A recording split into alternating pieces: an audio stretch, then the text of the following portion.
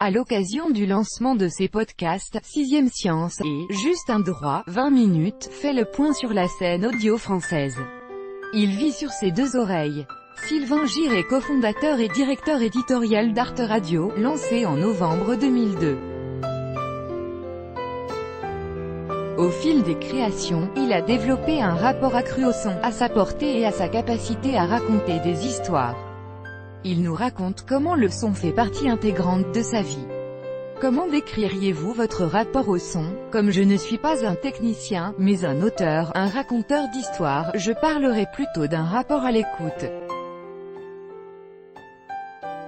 L'acte d'écouter déclenche des souvenirs et des émotions très intimes en chacun de nous. Je crois que le podcast nous apporte un rapport personnel à l'écoute. C'est un peu analogue à la lecture, on emmène des émissions avec soi, on est immergé dans l'écoute, on peut l'interrompre comme on met un marque-page. Y a-t-il un son qui vous a particulièrement marqué dans votre vie? Les gens parlent souvent du bruit de la mer. Moi, c'est le son des panneaux des départs dans les grandes gares. Quand l'affichage des départs des trains change, il y a ce très beau bruit mécanique du panneau d'affichage qui tourne, et qui, à chaque fois, me fait penser à l'envol d'un groupe d'oiseaux. Avez-vous toujours eu cette attirance pour le son? Comme tout le monde, j'ai toujours eu un rapport très fort avec la radio, d'abord France Inter, qui était la radio familiale, puis une radio associative à Lyon qui s'appelait Radio Bellevue. Bien sûr, France Culture que j'écoute tous les matins. On dit que vous avez développé une hypersensibilité au son, une sorte d'hyperacousie qui vous permettrait d'écouter les gens raconter leur vie dans le métro, dans la rue. Je ne sais pas si c'est de l'hyperacousie, mais c'est vrai que j'ai une écoute très attentive et concentrée. Mon travail consiste essentiellement à écouter. Quand je suis dans un lieu public, il m'arrive en effet d'entendre les conversations à la table d'à côté.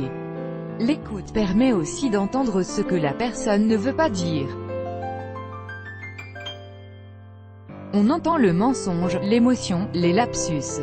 C'est une dimension qu'on aime bien garder sur Arte Radio. Vous arrive-t-il d'écouter des podcasts? Comme je suis sensible à mon environnement et que je n'ai pas envie d'être isolé des autres, c'est vrai que je n'écoute pas de podcasts dans les transports, mais j'écoute quand même ce qui se fait. J'aime appréhender le monde à travers les discussions, les rencontres, la lecture, le théâtre, les séries télé, les spectacles de stand-up. Je tiens à ne pas me limiter uniquement à ce que je fais dans ma vie professionnelle. Je veux que mes oreilles restent fraîches. Pensez-vous qu'il est possible de tout raconter avec le son? Je crois.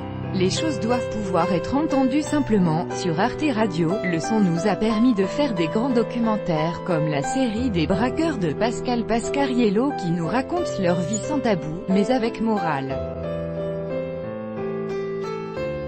Le son fonctionne bien avec l'intime, le contemporain, tout ce qui a trait à la mémoire, et permet de mélanger le passé et le présent dans la même séquence.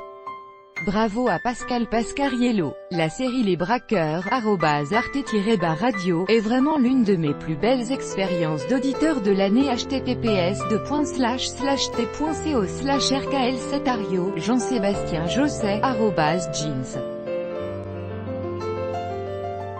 Josset, June 26, 2018. Une histoire en son permet-elle de faire passer plus d'émotions?